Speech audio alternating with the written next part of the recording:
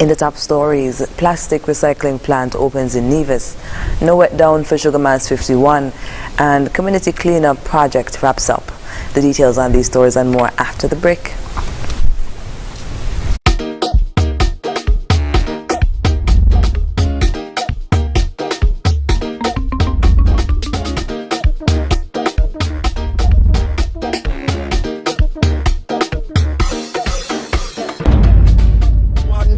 We love plenty gal ting. Every day we snouting, say boom. Yo, this is Skinny Fabulous, and I'm inviting you to be ready this carnival season with Courts Ready Cash. Get up to $20,000 cash right now. No deposit needed, and it's completely hassle-free. You will have your money in your hand in less than 24 hours. What are you waiting for? Don't miss the vibes this carnival season. It's all about Courts Ready Cash. Ready when you are. Thinking bad, all my friend them stinking mad. We be having thinking bad. Martin call me the drinking god. Mosoka, mosoka, mosoka, mosoka, mosoka, mosoka, mosoka, mosoka, mosoka, mosoka.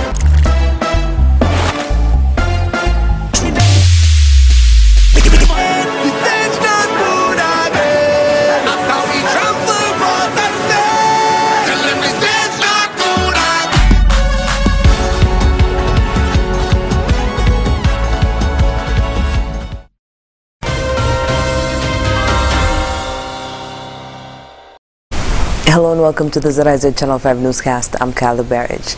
A plastic recycling plant was commissioned in Nevis on Wednesday.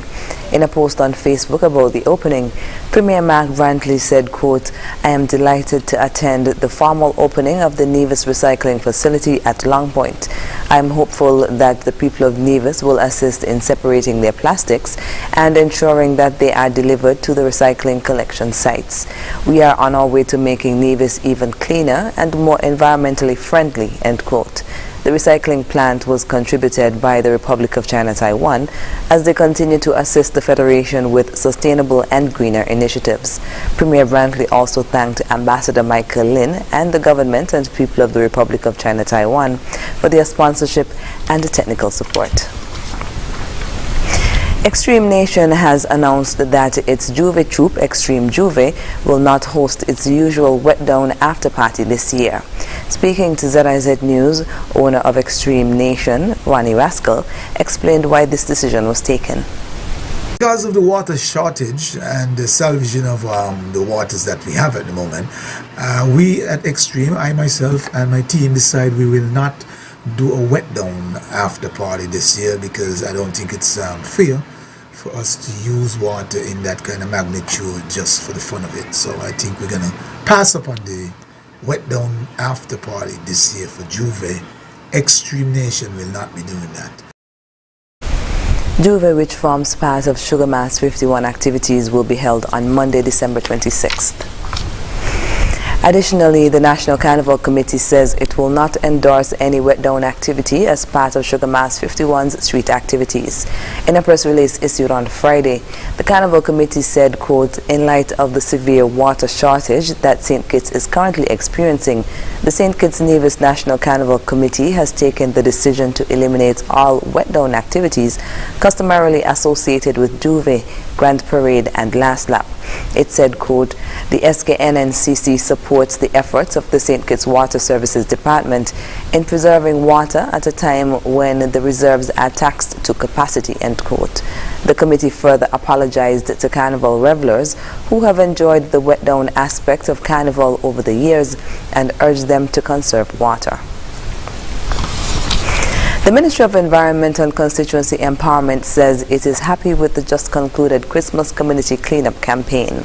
For the past few weeks, workers on STEP and from the Parks and Beaches unit have been traveling through all communities on St. Kitts, helping residents collect unwanted waste and disposing of them in large bins. The cleanup was supposed to end this past weekend, but project manager Colintia Levine said there was such a demand that it was continued until Friday. She said she was very pleased with the outcome. It was tremendously successful, and we want to thank all our partners especially the parks and beaches and step workers who were the champions of the cause. I can confidently say that we canvassed the entire country. Every single corner of St. Kitts was serviced, and we're very pleased again with our team and the work that they would have done. She said the overall goal of the project is to encourage a change in persons' behavior and to be more responsible in disposing of waste. She said there are two main points she wants the public to take away from the venture. Stop illegal dumping. The same energy that you take to drive to an illegal dump site, you can go to solid waste. It's $54 per ton, and 1 ton is 2,000 pounds, and it's very unlikely that a single home is going to amass that amount of waste. So it's cost effective and it's environmentally friendly to go to solid waste. So stop illegal dumping and let's utilize the resources that are readily available to us. And the second thing is that the parks and beaches and step workers are our everyday heroes. I mean, the work that they do is directly linked to our health, and I just want to commend them and thank them and let them know that the Ministry of Environment, Climate Action and Constituency Empowerment appreciates their efforts. Ms. Levine said although there are no immediate plans to repeat the cleanup exercise, there will be follow-up activities to build upon and expand efforts to respond to climate change. After the break, the cable announces rollout of fiber internet service, and Ministry of Sustainable Development offers scholarships to civil servants. Stay with us. Give your home a fresh look with a fresh coat of paint and a fresh set of tiles. From Holtzwood's Building and Nevis Center's 25% off fresh look paints and tiles sales event. Yes, come to Holtzwood's Building and Nevis Centers today and get fresh savings of 25% off all paints and tiles store-wide. Come and give your home a fresh new look with fresh savings and fresh new colors. Fresh new piles of tiles in all styles with a fresh 25% off store-wide on all paints and tiles at Holtzwood's Building and Nevis Center. Give your home a fresh start with a fresh new look with fresh new colors, fresh new piles of tiles in all styles, and fresh quality paint at Horswood's Building and Nevis Center. Fresh look 25% off paints and tiles sales event. See store for details. It's the most festive and wonderful time of the year. Get all you ever wanted this Christmas with the best loan offers on the market from National Bank. Enjoy unsecured loans. Enjoy unbeatable low interest rates. Enjoy attractive repayment terms and chances to win lots and lots of prizes. Let National Bank help you to make millions of lasting moments. National Bank, always here. Terms and conditions apply.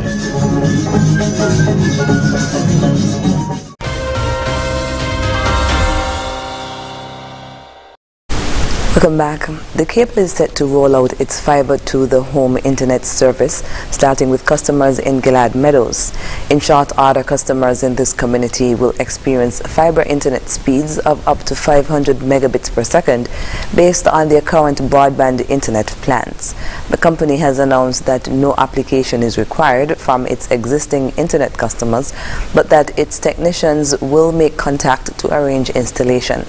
The cable's chief executive officer, Pat Walters, was quoted as saying, "We are building a network that will last a lifetime because we believe that the country and our people deserve this level of investment. Our organization has always been a leading contributor to national development, and this milestone achievement is another example of that commitment." The company also thanked customers for their patience and cooperation during the build-out phase. According to a statement, the company's fiber network has been designed to provide speeds of up to 1 gig to residential customers with a phased rollout during the new year. Following the installation of fiber internet to the residents of Gillard Meadows, the service will become available in New Road and then expand into the St. Peter's area in general.